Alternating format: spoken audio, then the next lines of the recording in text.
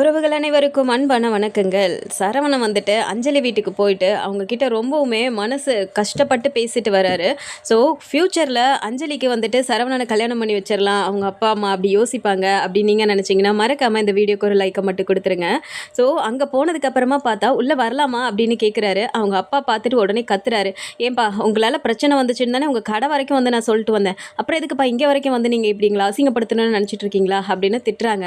ஆனால் சரவணன் வேகமாக உள்ளே போயிட்டேன், சார் மன்னிச்சிருங்க சார், என் மாமியார் இங்கே வரைக்கும் வந்து பேசுனதெல்லாம் தப்பு தான், அதுக்காக இப்போ நான் உங்களை வந்து எதுவும் சங்கடப்படுத்துறதுக்காக வரல சார், அவங்க எல்லாருக்கிட்டையும் நான் மன்னிப்பு கேட்டு போகணுன்னு தான் வந்தேன் அப்படின்னு சொல்கிறாரு.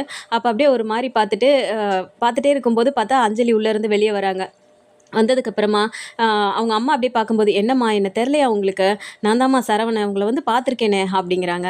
ஏன்பா என் குடும்பத்தில் இவ்வளோ பிரச்சனை இருக்கும்போது நான் இதெல்லாம் இது பண்ணிட்டு இருக்கணும்னு எனக்கு என்னப்பா தலையில் தாப்பா, என் பொண்ணு இப்படியெல்லாம் அனுபவிக்கணும்னு எங்களுக்கு என்னப்பா இருக்குது அப்படிங்கிறாங்க. இங்கே பாருங்கம்மா, நான் அவகிட்ட பேசினது பழகுனதெல்லாம் உண்மைதான், ஆனால் என்னைக்கு எங்கள் 2 பேருக்கும் விதி இல்லைன்னு ஆகிப்போச்சோ அப்போவே நான் மாறிட்டேம்மா, ஆனால் அதுக்கப்புறம் என் வாழ்க்கையும் இப்படி ஆயிடுச்சு, அஞ்சலியோட வாழ்க்கையும் இப்படி ஆயிடுச்சுன்னதுக்கப்புறம் சத்தியமாம்மா எப்படியாவது 2 பேரும் நாங்கள் ஒன்று சேரணும்னு சொல்லிட்டு மனசார ரொம்ப ஆசைப்பட்டோமா. ஆனால் சத்தியமாக சொல்கிறேம்மா, என்னை நம்பி வந்த பொண்ணை அப்படியே விட்டுட்டு வரணும்னு நினைக்கிற அளவுக்கு நான் பொறுக்கியோ அந்த மாதிரியெல்லாம் எதுவும் கிடையாதுமா. கோர்ட்டில் டைவர்ஸ் கேஸ் போயிட்டுருக்கு. டைவர்ஸ் கேஸ் ஆனதுக்கப்புறம் நான் முறைப்படி வந்து உங்ககிட்ட பேசலான்னு தான் நினச்சிட்டு இருந்தேன். ஆனால் நான் என்னென்னமோ யோசிச்சு வச்சுருந்ததுக்கு எல்லாத்துக்குமே அப்படியே எதிர்மாறாதாம்மா நான் எனக்கு நடந்துட்டுருக்கு. என்ன பண்ணுறது, உங்கள் 3 பேர்கிட்டையும் நான் மன்னிப்பு கேட்கலான்னு தான் நான் வந்தேன், எல்லாரும் தயவு செஞ்சு மன்னிச்சிருங்க அப்படின்னு சொல்லிட்டு மன்னிப்பு கேட்கும்போது அஞ்சலி அப்படியே அழுதுகிட்டே நிற்கிறாங்க. அழுகாத அஞ்சலி, ஏன் இப்படி அழுதுட்டு இருக்க அப்படிங்கிறாங்க. இங்கே பாருப்பா, உன் கூட பார்க்கக்கூடாது, பேசக்கூடாது, பழகக்கூடாதுன்னு நான் அஞ்சலி கிட்ட சத்தியம் வாங்கியிருக்கேன்ப்பா, இனிமேல் அவள் உன்னை பார்க்கவும் மாட்டா, பேசவும் மாட்டா, நீ கிளம்புப்பா அப்படிங்கிறாங்க. அப்போ அப்படியே பார்த்துட்டு ரொம்பவுமே அழுகிறாரு. என்ன அஞ்சலி, அவ்வளோதானே அஞ்சலி, என்கிட்ட பேசக்கூட மாட்டியா நீ அப்படின்னு சொல்லும்போது அஞ்சலி எதுவுமே பேசாமல் அழுதுகிட்டே நிற்கிறாங்க.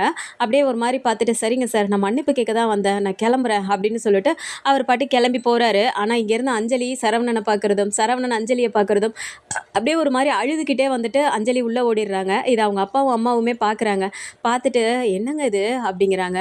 விடுடி பார்த்துக்கலாம் அப்படின்னு சொல்கிறாங்க. ஆனால் போக போக சரவணன் அழுதுகிட்டே வரும்போது ஒரு இடத்துல போயிட்டு கதிரே வண்டியை நிப்பாட்டுறாரு. இறங்கி ஓடி போய் அப்படி அழுகிறாரு. அண்ணா என்னண்ணே அப்படிங்கிறாங்க. அதெல்லாம் ஒன்றும் இல்லைடா, பரவாயில்லடா விடுறா அப்படின்னு சொல்லிட்டு அவர் ஒரு மாதிரி பண்ணும்போது இங்கே தங்கமயில் வந்து பார்த்தா ஆஃபீஸ்க்கு கிளம்புறதுங்க, அதாவது வேலைக்கு போகணும்னு சொல்லிட்டு வேக வேகமாக கிளம்புறாங்க.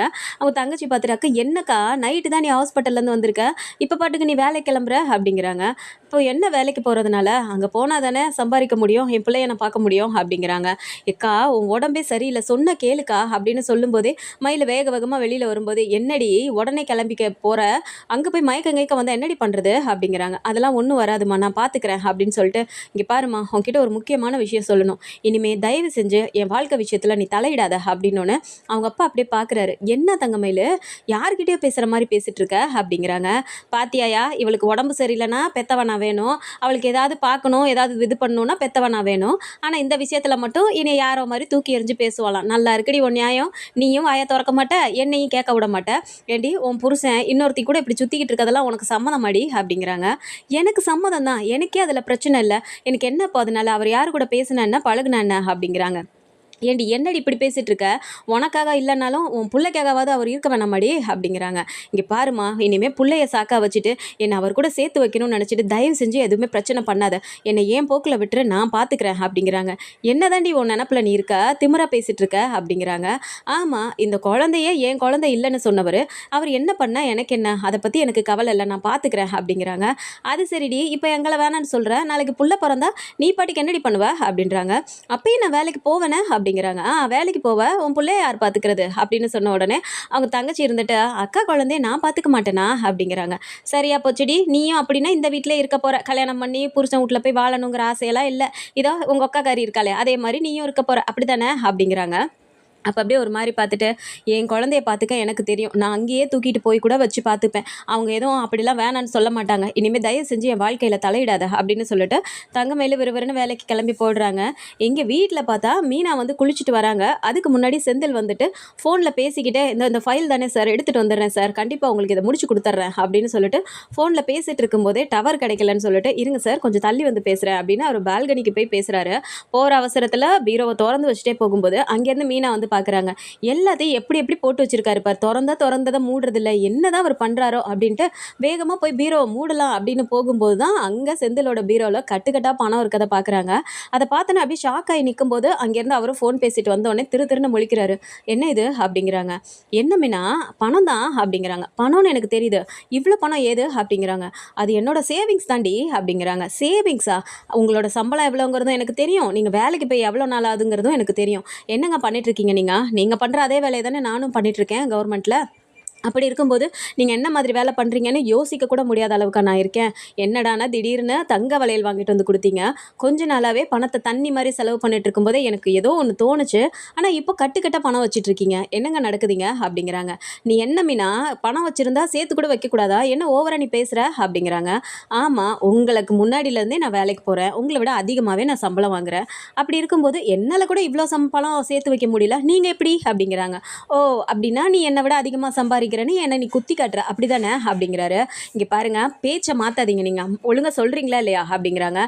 எத்தனை வாட்டி சொல்கிறது, அதை நான் சேர்த்து வச்ச பணம் தான், நகரு, எனக்கு டைம் ஆயிடுச்சு அப்படின்னு வேகமாக பீரோவை பூட்டிட்டு அவர் பாட்டு கிளம்பி போடுறாரு.